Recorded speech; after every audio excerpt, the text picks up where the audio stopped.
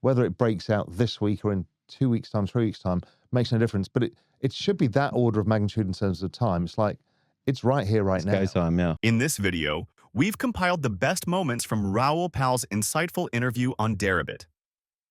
Raoul Pal, a former hedge fund manager and co-founder of Real Vision, is renowned for his deep expertise in global macroeconomics, finance, and cryptocurrency. In this interview, he delves into the future of digital assets, market trends, and the evolving economic landscape. Whether you're an investor or simply curious about the financial world, Pal's predictions and perspectives offer invaluable guidance and a unique take on where the markets could be headed. Get ready for a thought-provoking journey through the mind of one of finance's leading thinkers. Yeah, yeah. And that's debasement.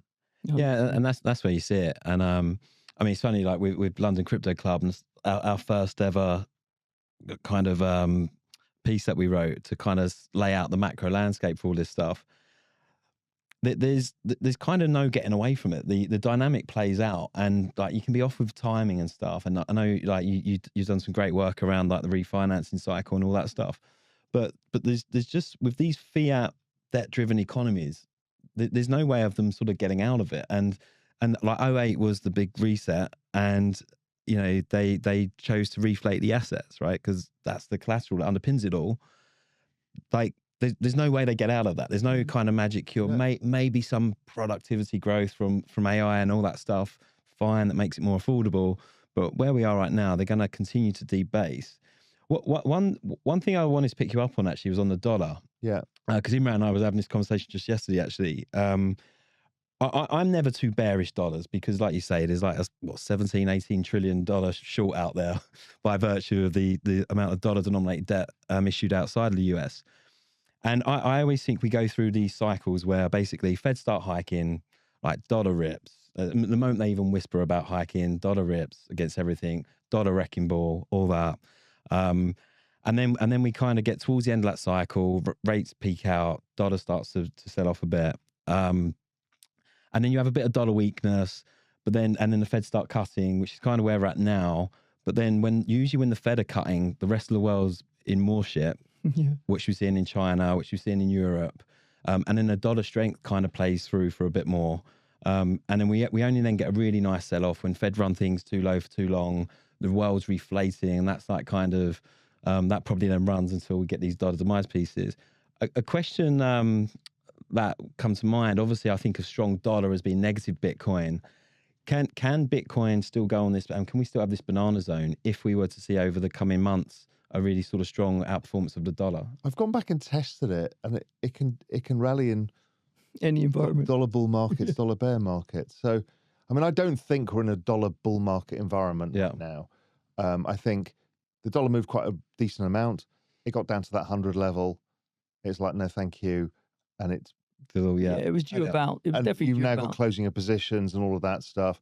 And you know, currencies when they trend, they really trend. But also, you get these periods of sideways consolidation or retracements that can last a while. So I don't see the conditions for a strong dollar. Yes, as you said, there's this mismatch. And now everyone's like, well, the Fed can't really cut, and everyone else is going to cut more, and then that narrative will change. So I just think it's kind of caught in no man's land right now. Yeah, I mean, the seasonality for the dollar is usually quite bad into the end of the year, just like it's quite good for crypto as well. Yeah. The other thing is interesting to me is the rates market. The rates market is like utterly convinced that rates can't come down, and at every opportunity it sells off. But when you just look at the CPI prints, every single one is lower, and it has been for 2.5 years. And even the one that came out today, 2.4, it was like, oh my God, it wasn't 2.3. But then you look at the previous one, it was 2.5.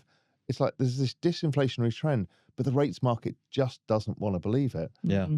Well, again, I mean, I'm interested in your thoughts. I've got so many people send me the chart of 70s inflation. I write that in GMI every month. I put that chart up as a joke to show how often it's been posted. Yeah, really. Yeah. and like, I mean, Lynn Alden's like written some really good stuff around comparing actually more to the 40s. I think you've kind of written about that as well. Are you still of that view? I mean, we put Julian Patel and myself put up that chart of we call Mount Fuji, which is all of the 5 major inflation incidences. It's exactly following that. It's a normal disinflationary process after a spike of inflation driven by a supply shock. The post-war period was identical. So the only one that was different was the 70s. And, you know, there's this whole group of people who just want to believe in that rates should be higher, everyone should pay the price, the market should collapse, you should buy gold, right? There's a whole group of people who want their justice, and they've been baying for it since the 90s. Yeah. And that's what the people posting that chart, when you actually go down and look at it, they're gold people. Yeah. So what happened in that chart? A lot of it say, well, it was Arthur Burns, he screwed it up. The reality was, it was, what, 1970, about 76, 77, we started getting this second spike, right? 74 was the first one. Well, that was the baby boomers hitting the workplace for the first time. It was a demographic issue. And that's what everybody misses every time. Yes, I'm sure there's some monetary stuff going on, blah, blah, blah. But really, it's a You're saying it wasn't Burns as much? No, you had like a 20% of a population all coming to the workforce, earning money at the same time. Yeah. Of course, you're going to put up prices. Yeah. I mean, everything goes, and that happened on a global basis. And you know, the force of AI is so disinflationary; it's unbelievable. Like, I mean, it's insane. Well, we had Stefan Rust from Trueflation in here a few weeks ago, and like he's an inflationist. Yeah, he is. He is. He's an inflationist. He is. But Trueflation right now, I think, has inflation around 1.6 or something like that. Yeah, so it went down to 1.1. Yeah. 2 weeks ago. Right. Okay. Yeah. But you've got to love what he's doing. You've got to love what he's doing over there, though, right? I do. It's really cool. Yeah. But nobody cares. And not that. Yeah, I follow it. But in the future, don't you think people will care? No, because governments want control. But more and more people think the government's like they've always lying, thought that. Right. My entire career, they've always thought they're cooking the numbers. Right. And they probably are. Yeah. But the problem is markets trade on that. Yeah. Yeah. So the question is, are markets ever going to care more about what Trueflation is saying than what the official data is saying? That's the question. And that's a hard call. And we've seen a lot of this kind of stuff in the past. Yeah, I love their methodology, but we've had the whole Harvard thing with 1 million prices. Well, nobody cared. I mean, just everyone's been like, we're going to expose the government and how they calculate inflation. Nobody cares. Would you on the inflation theme? Are you still leaning towards that there's a risk that we go into a deflationary world, or at least I think the world is deflationary overall. Yeah. Yeah, I think that's the issue, is the world is deflationary because of technology, because of an aging demographic. I don't see any reason why it's structurally inflationary. And when you look at, we produce all of the demographic charts versus, long-term CPI, labor force participation rate, all of this, it doesn't stop. Yeah. Now, until the labor force participation rate increases because of AI and robots, which we're too early for that yet. So I think that economy structurally changes, maybe 2030 onwards, we're in a whole new paradigm. But right now, all I can see is disinflation over time. I don't really see a difference. People are like, well, immigration, the UK's just had its largest increase percentage-wise of immigration in history this year. How can that be inflationary? The US has had a huge influx of immigration. Before, there was a bit of wage pressure because immigration policies were tight. But they've opened that. And then you've got technology. So I just don't see it. Yeah. And how do you respond to then, because I completely agree, and I think structurally we're still in this disinflationary world. How do you respond to people that will say, well, isn't Bitcoin the inflation hedge? Everyone confuses inflation and debasement. Yeah, exactly. Inflation is CPI, which is the rise of goods and services. That is nothing to do with, and this whole monetary inflation, if they just stop conflating the two things into one, they said there's inflation, which is usually a cyclical phenomena, and then you've got an occasionally structural because of, let's say, population or whatever, and then you've got debasement, which is a whole different game, and that's been going on. And the way I would characterize debasement and inflation is like, you've got different baskets. You've got goods and services that people consume, right? And if they get too expensive, it becomes political. And like what happened basically, And that's people's why. discretionary income goes down. Yeah, and the government who's in control is like basically looking bad because people can't afford to fill up their cars or go to the groceries or whatever. But the debasement, you see that in asset prices, right? Correct. The debasement you see in the big ticket, the houses, right? The stock market, you see that flying and everyone's happy and smiling, but that is debasement, right? Yeah. It's not the same kind of inflation that everyone gets annoyed about that is going to get you voted out of power. No, right? but it's equally dystopian in terms of what it does to people, but Yes. they don't see it. Well, the wealthy get wealthier and the poor are getting screwed. Yeah, and what it right? means is, what is an asset? An asset is future deferred consumption. It's something you buy today. You get rewarded for locking up your capital Mhm. by excess returns for the future, and for that you can spend it in the future. Now, what's happening is our future selves are getting poorer because you can afford less. The investment banker, 25-year-old investment banker now can buy a fraction. Well, he can't even buy the house because you can't even get the mortgage on it anymore. So then you're missing out on that whole rung. Mhm. And if you look at the stats of home ownership of 30-year-olds, it's collapsed if you compared it to 1983.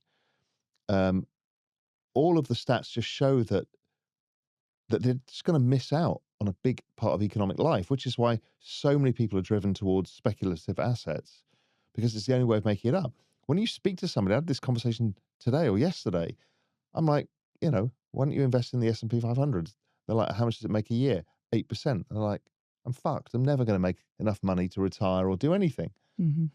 So therefore, they move to Bitcoin. Now what's happening, it's really interesting. Go and speak to a 33-year-old now and say, so, I presume you're long Bitcoin for the crypto cycle. They're like, fuck that. 4x? Never going to make me enough money. I need to make 50x. Yeah. I'm not joking. Yeah. Yeah. That's why they're Like, all this buying is- memes now. And because they're all this cohort, of which you're probably, how old are you? I'm 44, mate. Oh, are you? Yeah. You just look like a baby. Yeah. It's unreal, isn't it?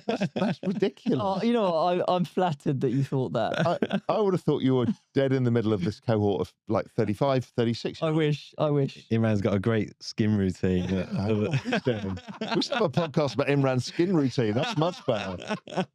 Probably get more views. This is going to be the bit that's cut and put out there, right? Be the highlights. Right?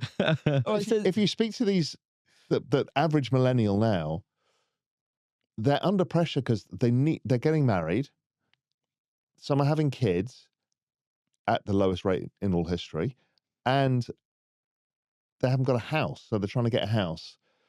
And so it's pushing them, as they get towards their 40s, that it's pushing them to become more speculative, not less speculative. Because like we need to move forwards with our lives. need to keep pace. Yeah. With the debasement. Yeah, and it's kind of, it is like, it's a little bit shit or bust for these people, right? It is. There's no, that's just, well, the moment you save up, in a year for that deposit, then everything's fucking gone up. Yeah, that's right. Yeah, which is why I've always loved like Bitcoin in terms of, like I'm still, property fine. Property's going to probably go up over time.